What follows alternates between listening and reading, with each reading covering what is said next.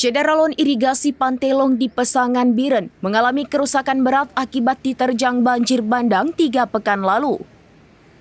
Bendungan yang mengairi 6.562 hektar sawah di 7 kecamatan itu kini tak berfungsi.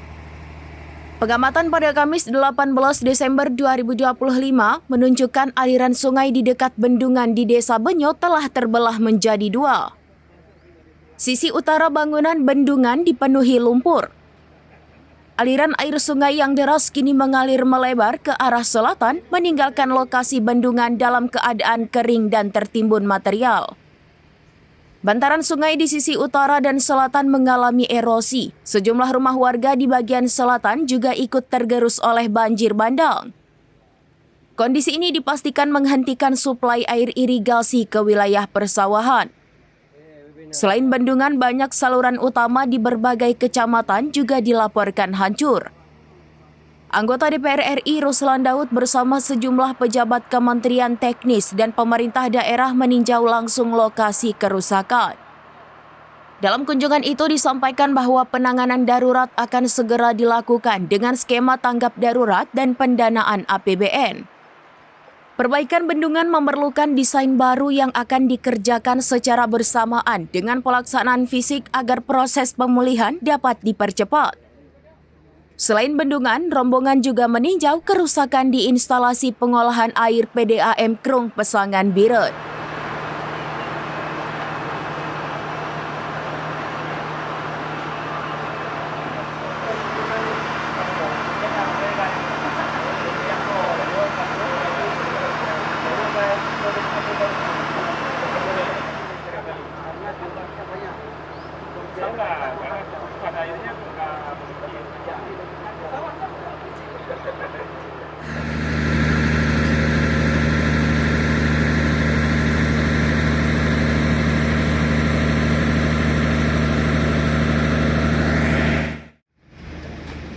Ini alhamdulillah hari ini saya bawa mitra untuk melihat secara langsung apa-apa yang memang ini rusak berat, rusak ringan yang perlu ditangani secara cepat.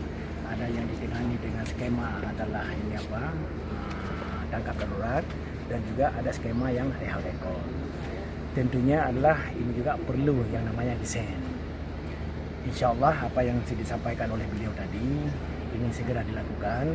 Dan juga desainnya adalah berbarengan dengan pekerjaan supaya biar cepat. Apalagi masalah ini PDAM. Ini kan nadi air sumber daripada Kabupaten Biren ini di sini semua.